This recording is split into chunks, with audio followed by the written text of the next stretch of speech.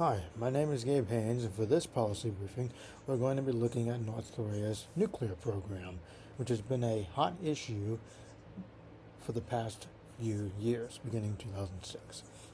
On the right, you see North Korea's Kim Jong-un meeting with then 45th President Donald Trump, who is now our 47th President, beginning his term in 2025. So let's dive into an overview to begin. So North Korea continues to expand its nuclear weapons capabilities at an alarming rate.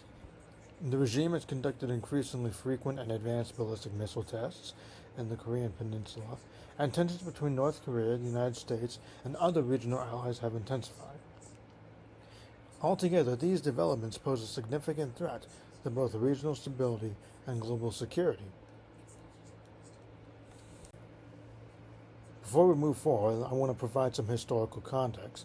So North Korea's nuclear program originated during the Cold War and has steadily advanced over time, especially after the Korean War between North and South Korea ended in 1953. North Korea's nuclear arsenal has been expanded, especially with aid from China and the Soviet Union. The country conducted its first successful nuclear test in 2006, marking a turning point in its military strategy. And since then, multiple nuclear and missile tests have demonstrated the growing technological sophistication within North Korea's borders.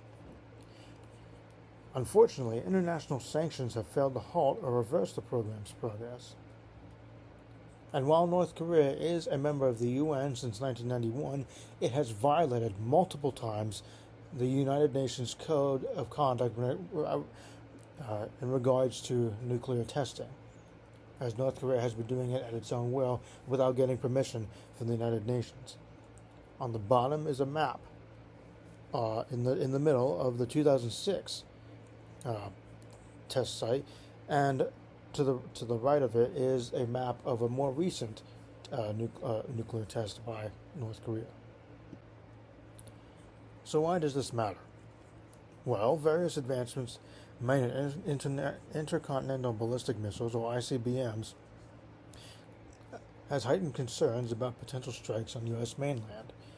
The situation increases the risk of nuclear proliferations in other regions.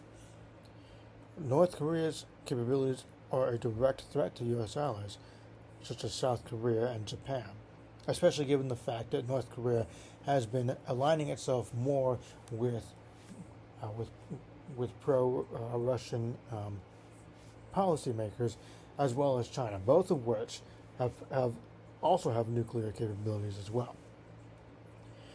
And lastly, they have continued escalation has heightened the possibility of military conflict, whether it's intentional or accidental, especially in certain places such as Taiwan, which is under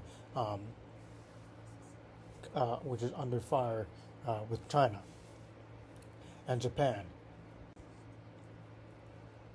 So how do we overcome those obstacles? Well, the United States must deter North Korean aggression without provoking further escalation. Enforcement of international sanctions remains inconsistent, particularly due to varying levels of cooperation, especially as each president in the United States differs in the way of handling North Korea. Some might be more aggressive than others. Some might be more weaker on negotiating skills, etc., etc.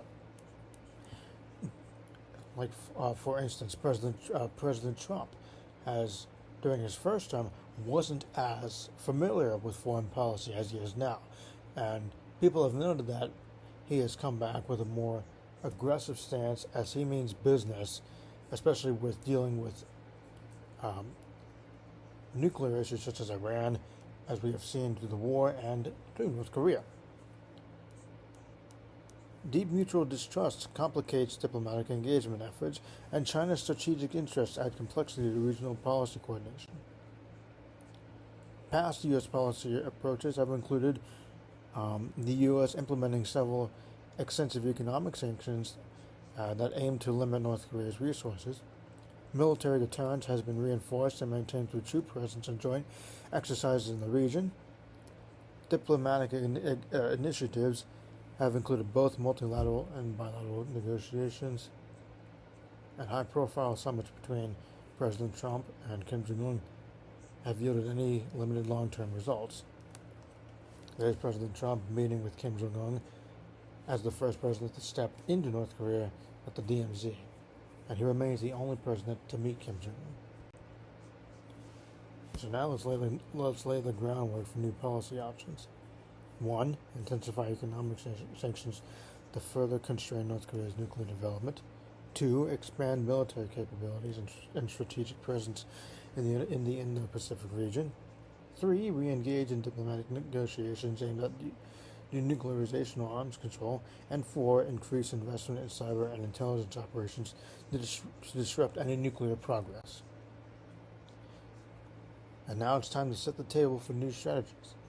So the United States must adopt a new comprehensive strategy that combines credible deterrence along with sustained diplomatic engagement.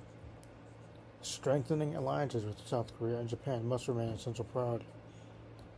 Sanctions must also be maintained while still offering conditional incentives for negotiation, and policymakers must carefully manage escalation risks to avoid any unintended or unwanted conflicts. So North Korea's nuclear program still remains one of the most pressing challenges in U.S. foreign policy. No single policy approach is sufficient or able to address the complexity of the issue. A balanced and adaptive strategy can offer the greatest potential for success, and ultimately the objective is to promote long-term stability and reduce nuclear threats on the Korean Peninsula. There are my references, and I really appreciate you for tuning into this policy briefing, and I hope that you learned a little bit more about the ongoing conflicts between North and the United States in terms of the nuclear arms conflicts. I appreciate you, and thank you for watching.